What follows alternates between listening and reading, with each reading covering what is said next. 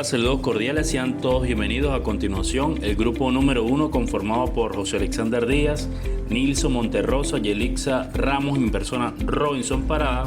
Explicaremos el tema número 1, generalidades del recurso de casación, tema 2, admisibilidad del recurso de casación y tema 3, procedencia del recurso de casación. De esta manera iniciamos.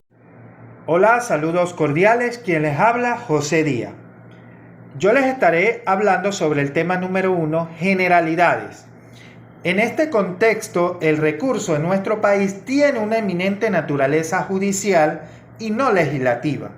Ya desde el proyecto constitucional de Angostura en el año 1819, se contempló que el Alto Tribunal de Justicia como una sala de apelación y otra de casación. Aquí se disponía que la misma no conocerá del fondo de la causa y solo se pronunciaría sobre la legalidad de los procedimientos. Su sentencia revocatoria anula lo obrado y da lugar a que se rechace el proceso desde donde aparece el vicio o la falta. De manera que el recurso de casación, desde siempre en nuestro sistema procesal, ha estado vinculado al Poder Judicial y dentro de él al Tribunal Supremo de Justicia en una sala especial denominada de casación. Recurso que no solo es un medio de control de legalidad de la sentencia, sino también un medio de impugnación o de defensa en contra de las sentencias que causan agravio. Tiene como un fin primordial proteger la integridad de la legislación y la uniformidad de la jurisprudencia, tal como reza el artículo 321 del CPC, al establecer que los jueces de instancia procuran acoger la doctrina de casación en estos casos análogos. En consecuencia, pues el recurso de casación, por su propia naturaleza y finalidad, está sometido a una serie de limitaciones que restringen su admisibilidad a determinados tipos de causa, a especificaciones características de sentencia que dentro de estos casos se dicten y dentro de determinados límites cuantitativos. Así lo expresa Márquez. De lo antes expuesto podemos deducir que el recurso de casación solo procede contra las sentencias de última instancia de los juicios ordinarios civiles, mercantiles o con procedimientos especiales cuya cuantía sea, según la reforma del 96, de 5 millones en materia civil, mercantil y 3 millones en materia laboral o agraria. Igualmente, sin tomar en cuenta su cuantía, son recurribles las sentencias de última instancia en los procedimientos sobre estado y capacidad de la persona contra la sentencia de los tribunales superiores que conozcan en apelación de los laudos arbitrales,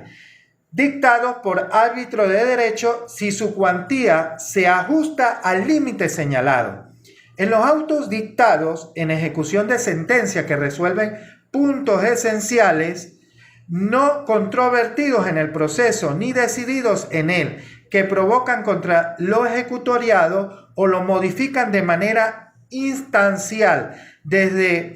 después por supuesto de que hayan agotado todos los recursos si la causa se ajusta a la cuantía mencionada. Igualmente procede contra las interlocutorias que causen gravamen causa irreparable. Si se agotó el recurso de apelación y si la cuantía está dentro de la pautada, solo que no se anuncia anticipadamente, sino que queda comprendido en el anuncio del mismo recurso contra la definitiva que puso fin al juicio. También es admisible el recurso contra las interlocutorias que tienen fuerza de definitiva, porque aun cuando no tienen pronunciamiento sobre el fondo del asunto, sin embargo le ponen fin al juicio e impiden su continuación. Ejemplo, la sentencia de perención, la de las cuestiones previas 9, 10 y 11, cuando son declaradas con lugar. La sentencia de última instancia que declaran la homologación de la transacción o conciliación, o la consumación del convenimiento de lo demandado, por cuanto estos modos anormales de terminación del proceso tienen la misma fuerza de cosa juzgada que la sentencia definitiva y ponen fin al juicio. Igualmente, el tribunal admite el recurso en las llamadas sentencias definitivas formales, es decir, las repositorias dictadas en los juzgados superiores. En la misma anulan la sentencia definitiva de la primera instancia. También se exige que la cuantía exceda los límites fijados para ello. La regla general es que la admisibilidad del recurso en la sentencia señalada se excede de la cuantía de límite fijado, porque es necesario norma expresa para que el mismo no sea admisible. Ejemplo, los juicios sentenciados de acuerdo a la equidad por disposición expresa del último aparte del 312,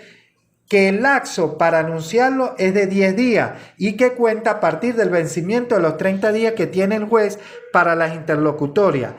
y de 70 para la definitiva, o de 10 días contados a partir de la constancia en actos de haberse notificado a todas las partes si la sentencia salió fuera del término. En cuanto a las clases de recurso, tenemos de forma o por defecto de actividad. Este está contemplado en el 313 ordinal número 1. De fondo o por infracciones de ley, en el artículo 313 ordinal número 2, errónea interpretación, falsa aplicación y violación de la máxima de experiencia. Casación sobre los hechos, artículo 320, encabezamiento, infracción de norma jurídica expresa que regula el establecimiento o valoración de los hechos de la prueba. 3 casos de suposición de falsa sana crítica. Anuncio y autenticación del mismo. El secretario del tribunal debe autenticar, de modo previsto en el artículo 106 y 107, la diligencia o escrito donde la parte o su apoderado comunican su intención de hacer uso del recurso. Establece la norma el caso excepcional de que si existiese imposibilidad material de anunciar el recurso por ante el tribunal de la recurrida, es decir, el que dictó la sentencia en última instancia, podrá anunciar el recurso ante otro tribunal o registrador o notario de la circunscripción para que éste lo pase de inmediato al tribunal que pone o que debe admitirlo o negarlo a los fines de pronunciamiento de ley, admisión del recurso. El tribunal competente para oír el recurso lo admitirá o negará el primer día inmediatamente siguiente al vencimiento de los 10 días para el recurso. No existe una obligación para que el tribunal motive de la admisión del recurso. Solo deberá hacer constar en el auto del día del calendario que correspondió a los últimos 10 días que se dan por el anuncio. Esto tiene su razón de ser en el hecho de que a partir de este día comenzará el lapso de 40 días para la formalización. Ahora bien, si se niega el recurso, entonces el juez sí debe fundamentar su negativa. Seguidamente tenemos la formalización. Primero, lapso para hacerlo. Al lapso para formalizar el recurso es de 40 días consecutivos, es decir, por días calendarios es un lapso preclusivo y si no se hace dentro de esos lapsos, entonces el recurso perece o cuando no lleve los requisitos de ley. Ese lapso comienza el vencimiento de los 10 días para el anuncio del recurso o a partir del día siguiente del auto donde el tribunal admite el recurso de hecho contra la negativa o admitir el recurso. Segundo, lugar de la formalización. Puede ser ante la sala del Tribunal Supremo a quienes le competa su conocimiento o ante el tribunal que admitió el recurso, antes del envío del expediente o por órganos de cualquier juez que lo autentique. Tercero, contenido de la formalización. La norma del artículo 317 reúne 4 requisitos de forma que debe tener el escrito de formalización, a saber: 1. La decisión o decisiones contra las cuales se recurre está en la oportunidad en que la parte que recurre debe indicar las interlocutorias que han producido gravamen que no haya sido separada de acuerdo al principio de concentración de los recursos contenido en el artículo 312 en su penúltimo parágrafo. Y segundo, el quebrantamiento o omisión a que se refiere el ordinal 1 del artículo 313, es decir, cuando se haya quebrantado es omitido por forma que menoscaba el derecho de la defensa, cuando no hubiera cumplido los requisitos del 243, requisito de forma de la sentencia, cuando tuviese uno de los vicios del 244, como tercero, la denuncia debe haberse incurrido en algunos o en algunos de los casos contemplados en el ordinal 2 del artículo 33, con expresión de las razones que demuestren la existencia de la infracción, falsa aplicación o aplicación errónea de una disposición expresa de la ley, es decir, cuando las interpretaciones de la norma no sean conformes al sentido real del texto y por consiguiente es violatoria de su espíritu. La falsa aplicación se produce cuando el juez hace aplicación de una determinada norma jurídica a una situación de hecho que no es contemplada en ella, es decir, cuando se incluya un IA norma puesta que este hecho diferente de lo que la norma prevé. La violación o infracción de la ley, es decir, cuando se aplica una norma que no está vigente o se deniega aplicación y vigencia a una que la está. La violación de una máxima de experiencia es un punto y antes de finalizar con el tema debemos hacer mención expresa del contenido del artículo 324, que fue una innovación en este código actual y se ha establecido un obsequio de la categoría jurídica y fines de este recurso, condiciones especiales en que los abogados encargados de esta tramitación, a saber, deberán ser venezolanos mayor de 30 años, tener un título de doctor en alguna rama de derecho o en el ejercicio profesional de la abogacía o de la judicatura, de la docencia universitaria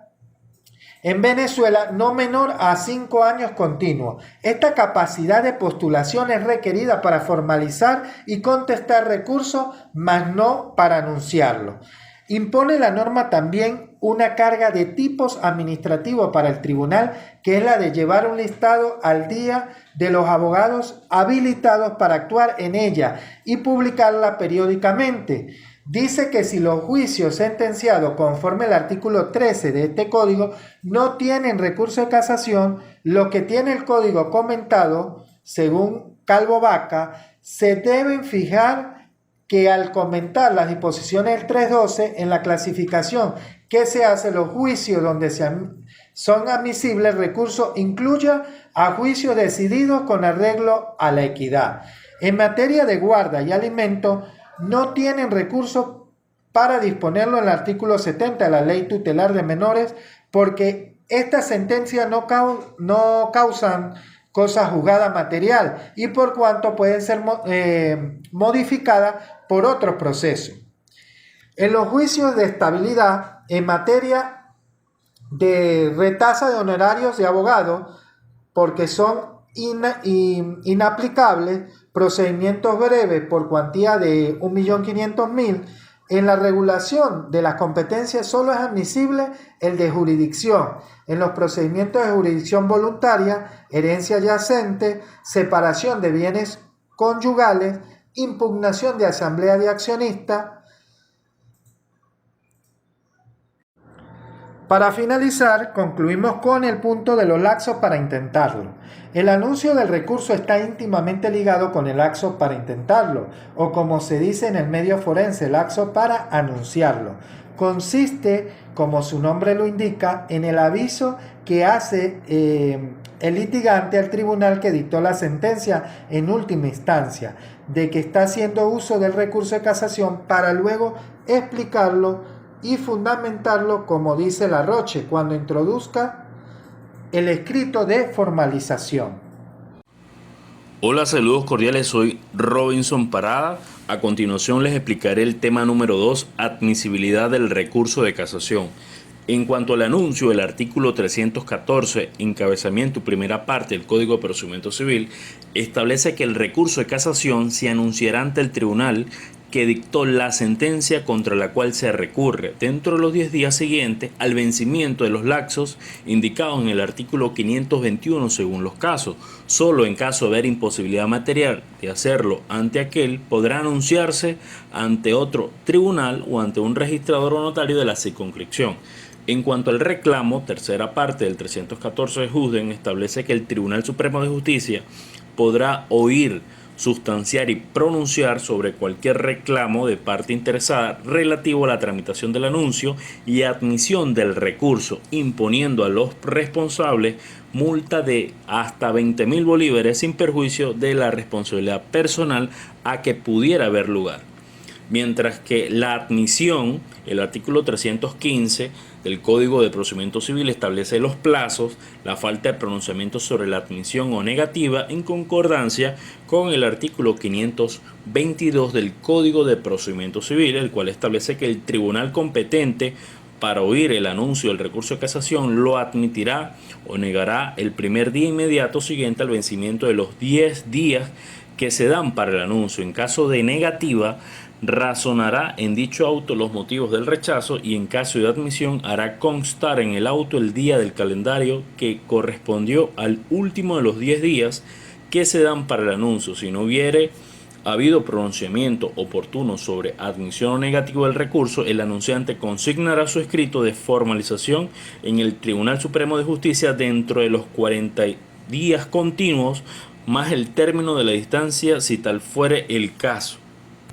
En este mismo orden de ideas, en cuanto a la admisibilidad, establece el artículo 312 del Código de Procedimiento Civil que el recurso de casación podrá proponerse primero contra las sentencias de última instancia que pongan fin a los juicios civiles o mercantiles cuyos interés principal exceda de 200.000 bolívares, salvo lo dispuesto en leyes especiales respecto de la cuantía. Segundo, contra las sentencias de última instancia que pongan fin a los juicios especiales contenciosos cuyo interés principal exceda de 250.000 bolívares y contra las de última instancia que se dicten en los pronunciamientos especiales contenciosos sobre el estado y la capacidad de las personas.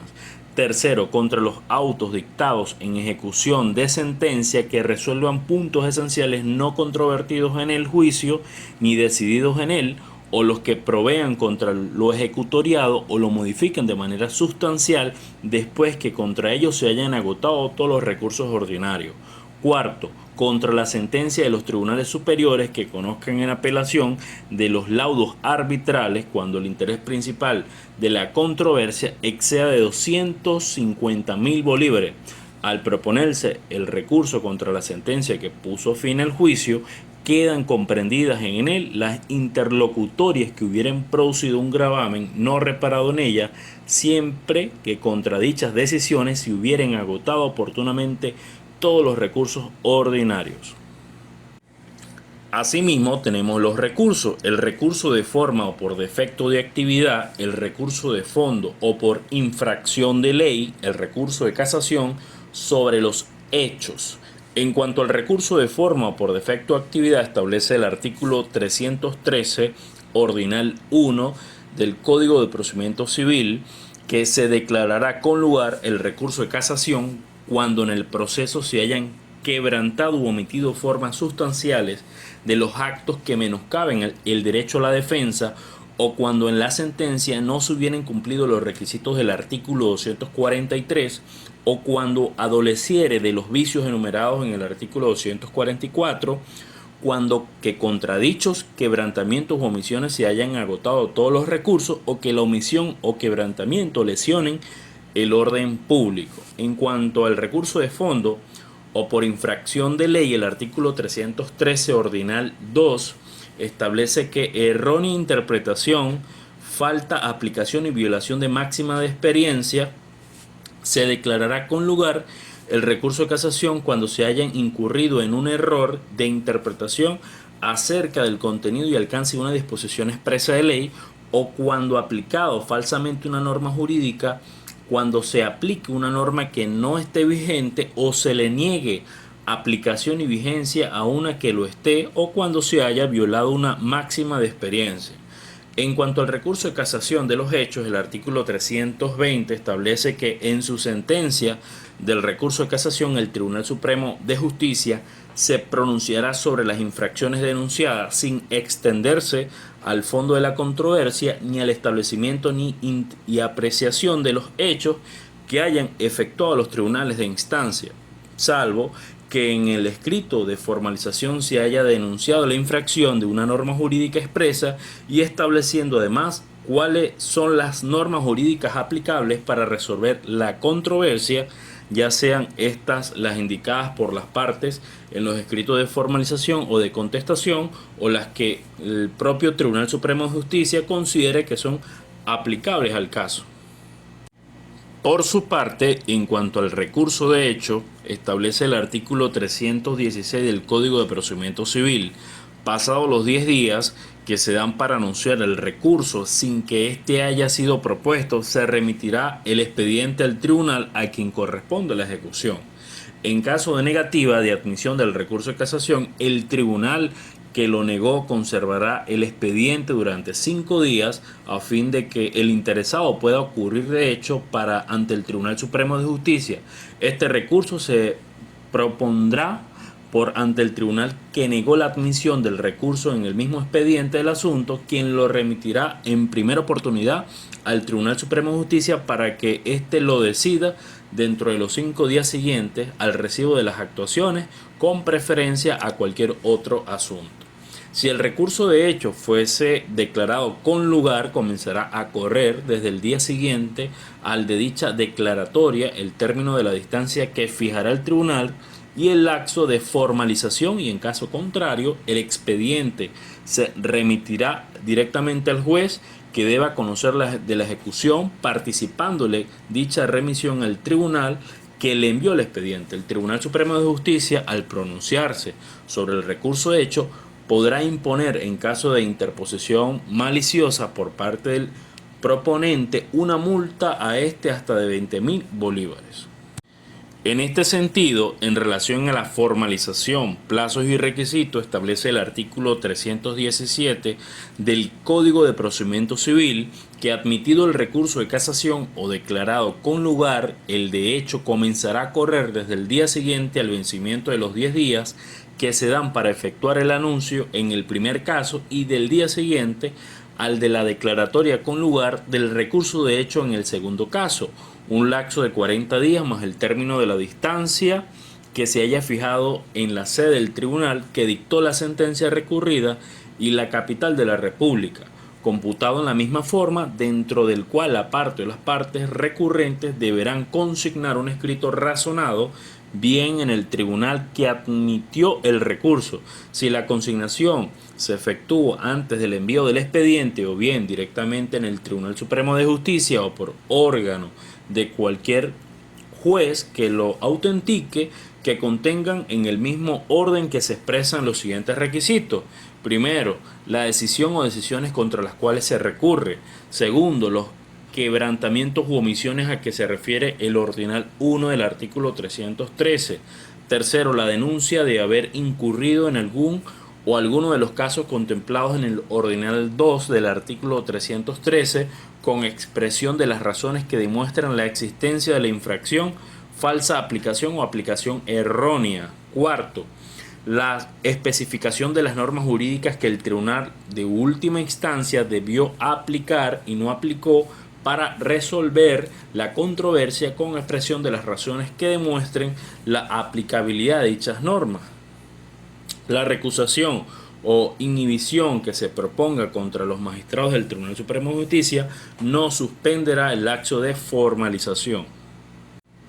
Seguidamente, en lo atinente a la impugnación, réplica y contrarréplica, el artículo 318 establece que transcurridos los 40 días establecidos en el artículo anterior y en el término de la distancia, si fuese el caso, si se ha consignado el recurso de formalización establecido en el artículo anterior, la contraparte podrá, dentro de los 20 días siguientes, consignar por escrito los argumentos que a su juicio contradigan los alegatos del formalizante, citando en su escrito las normas a su juicio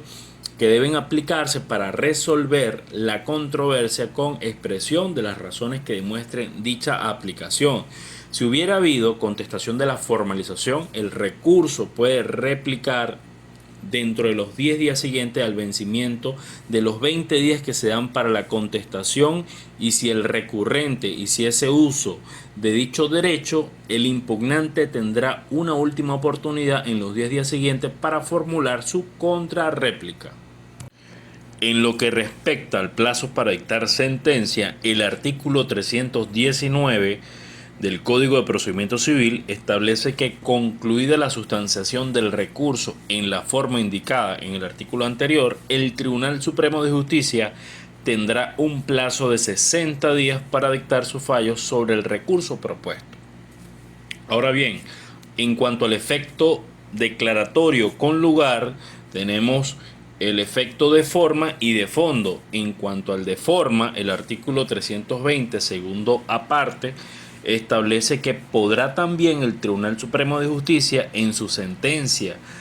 hacer pronunciamiento expreso para casar el fallo recurrido con base a las infracciones de orden público y constitucionales que ella encontrare, aunque no se les haya denunciado. El artículo 322 en el encabezamiento establece que, declarado con lugar el recurso de casación por las infracciones descritas en el ordinal 1 del artículo 313, el Tribunal Supremo de Justicia remitirá el expediente directamente al tribunal que deba sustanciar, que regule el establecimiento o valoración de los hechos o de las pruebas, o que la parte dispositiva del fallo sea consecuencia de una suposición falsa por parte del juez, que atribuyó a instrumentos o actas del expediente menciones que no contiene, o dio por demostrado un hecho con pruebas que no aparecen en autos, o cuya inexactitud resulta de actas e instrumentos de expedientes mismos. En cuanto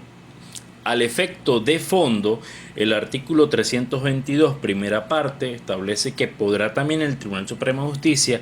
extender su examen al establecimiento o valoración de los hechos cuando, tratándose de pruebas no contempladas expresamente en la ley, el juez las haya admitido o evacuado sin atenerse a la analogía a que se refiere el artículo 395 del Código de Procedimiento Civil, o no las haya apreciado según las reglas de la sana crítica a que se refiere el artículo 507 ejusde.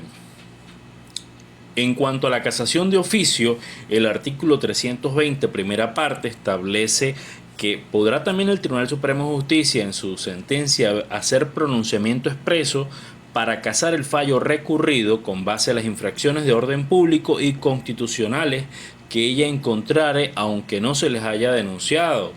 Mientras que, en relación a las costas del recurso, el artículo 320, segundo aparte, establece que en la sentencia del recurso se hará pronunciamiento expreso sobre las costas. La condena en costas del recurso será obligatoria en caso de desistimiento o cuando se le deje perecer. Pasando a otro punto muy importante, tenemos múltiples recursos. El artículo 320, último aparte, establece que si en un mismo juicio se anunciaren y admitieren varios recursos de casación al mismo tiempo, la decisión de ellos se abrazará en una sola sentencia que contenga tantos capítulos como recursos, pero la sustanciación se hará en cuaderno separado. En cuanto a la función integradora de la casación, el artículo 321 establece que los jueces de instancia procurarán acoger la doctrina de casación establecida en casos análogos para defender la integridad de la legislación y la uniformidad de la jurisprudencia. Ahora bien, la casación sin reenvío, establece el artículo 322, último aparte, que el Tribunal Supremo de Justicia podrá casar un fallo sin reenvío cuando su decisión sobre el recurso haga innecesario un nuevo pronunciamiento sobre el fallo. Podrá también el Tribunal Supremo de Justicia prescindir del reenvío y poner término al litigio cada vez que los hechos se hayan soberamente establecidos y apreciados por los jueces del fondo. le permitan aplicar la apropiada regla de derecho. En estos casos, el Tribunal Supremo de Justicia hará pronunciamiento expreso sobre las costas de juicio. El fallo dictado por el Tribunal Supremo de Justicia, que no requiere decisión de reenvío, se remitirá directamente al tribunal al cual corresponda la ejecución junto con el expediente respectivo. En lo que se refiere al recurso de nulidad, el artículo 323 del Código de Procedimiento Civil establece que si el juez de reenvío fallara contra lo decidido por el Tribunal Supremo de Justicia, las partes interesadas podrán proponer recurso de nulidad contra la nueva sentencia dentro de los 10 días siguientes a su publicación. Ahora bien, en lo referente a los requisitos para formalizar y contestar, el artículo 324 establece que para formalizar y contestar el recurso de casación, así como para intervenir en los actos de réplica y de contrarréplica ante el Tribunal Supremo de Justicia, el abogado deberá ser venezolano, mayor de 30 años y tener el título de doctor en alguna rama del derecho o un ejercicio profesional de la abogacía o de la judicatura o de la docencia universitaria en Venezuela no menor de 5 años continuos. A los efectos de este artículo, el abogado acreditará ante el respectivo colegio de abogados que llena las condiciones expresadas y el colegio le expedirá la constancia correspondiente y lo comunicará al Tribunal Supremo de Justicia, la cual formará una lista de abogados habilitados para actuar en ella, que mantendrá al día y publicará periódicamente. En lo que respecta al perecimiento, el artículo 325 establece que se declarará perecido el recurso sin entrar a decidirlo cuando la formalización no se presente en el lapso señalado en el artículo 317 o no llene los requisitos exigidos en el mismo. En cuanto a la remisión del expediente, el artículo 326 establece que después de sentenciado el recurso de casación, el expediente se remitirá al tribunal de reenvío por el primer correo si el recurso fuese declarado con lugar o al de ejecución en caso contrario, participándole dicha remisión al tribunal que envió el expediente al Tribunal Supremo de Justicia. Saludos cordiales, quienes habla su compañera Yelixa Ramos. A continuación les hablaré sobre la procedencia del recurso de casación de forma y el recurso de casación de fondo. El recurso de casación lo encontramos en el artículo 313 del Código de Procedimiento Civil. Al respecto, es necesario aclarar que aunque en Venezuela, como en casi todos los países del mundo, los juicios tienen generalmente 2 instancias, la demanda y la apelación, en algunos casos se puede ejercer un recurso de casación, siendo el competente para conocerlo el Tribunal Supremo de Justicia. El recurso de casación es un medio procesal especial para controlar que el juez de segunda instancia, apelación, haya aplicado correctamente el derecho y lograr que todos los jueces hagan una similar interpretación de la ley y solucionen los asuntos parecidos de la misma forma. Esto con el fin de que haya seguridad jurídica. Las normas sobre el recurso de casación en Venezuela tienen muchos años, más de 100, y son muy rigurosas. El recurso de casación tiene un triple propósito. En primer lugar, garantizar que el juicio se haya llevado a cabo con las garantías establecidas en la Constitución y la ley, es decir, el debido proceso y la tutela judicial efectiva. En segundo lugar, asegurar que la sentencia dictada sea válida. Esto es, que cumplan los requisitos formales y, en tercer lugar, que el juez haya aplicado correctamente el derecho. Con esta decisión, la Sala elimina la posibilidad de que las partes acudan ilimitadamente a su instancia, lo que ahorra años de luchas judiciales en provecho de los ciudadanos. Casación en la forma. Esta especie de casación es un recurso extraordinario destinado a permitir a la parte agraviada por una resolución judicial a solicitar y obtener que el Tribunal Superior respectivo la invalide o anule por haber sido dictada por el Tribunal Inferior con omisión de ciertos requisitos procesales establecidos para ella por la ley o por formar parte integrante de un proceso viciado o por haberse incurrido en determinadas irregularidades en su ritualidad. Casación en el fondo. Esta clase de casación es un recurso extraordinario destinado a invalidar, a petición de la parte agraviada, determinadas resoluciones judiciales por haber sido dictadas con infracción a la ley y siempre que dichas infracciones haya influido en los dispositivos del fallo. Diferencias entre casación en la forma y casación en el fondo. Primera, el conocimiento de la casación en el fondo es la exclusiva competencia de la Corte Suprema, a diferencia de la casación en la forma, cuyo conocimiento compete a las Cortes de Apelaciones respectivas o a la Corte Suprema. Segundo, la casación en el fondo se refiere a infracción de normas sustantivas, de fondo o materiales. En cambio, en la casación en la forma dice relación con vicios de normas objetivas, formales o de procedimiento. Tercero, la casación en el fondo procede solamente contra sentencias inapelables de cortes de apelaciones o tribunales arbitrales de derecho de segunda instancia. La casación en la forma procede además contra sentencias emanadas de jueces de letras y otros de primera instancia. Es importante señalar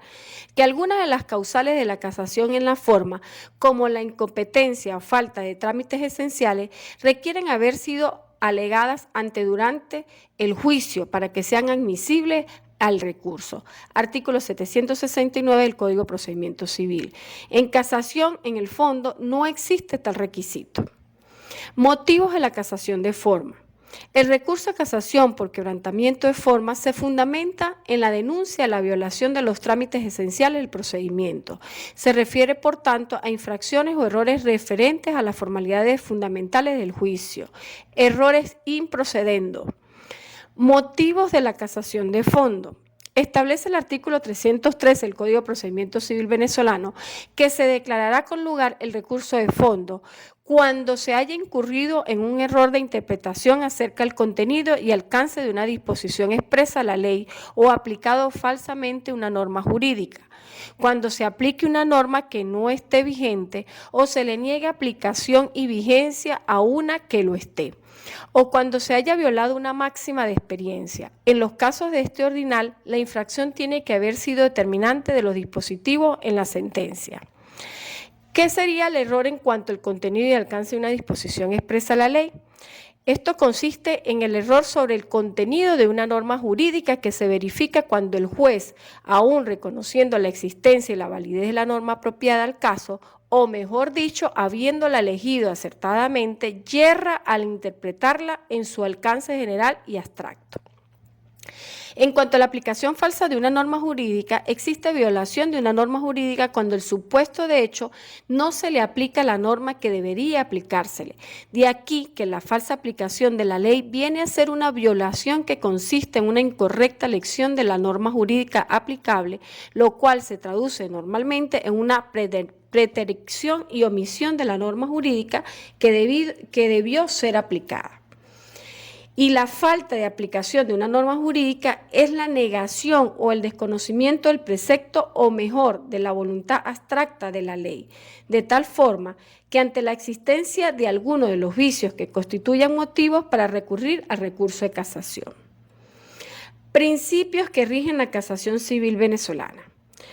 Están principio de escritura, principio de dispositivo y principio de inquisitivo, principio de aplicación de oficio del derecho, el iura novit curia, el principio de que las partes están a derecho, principio de la preclusión, principio de publicidad, principio de concentración, principio de prohibición de formalismos y reposiciones inútiles.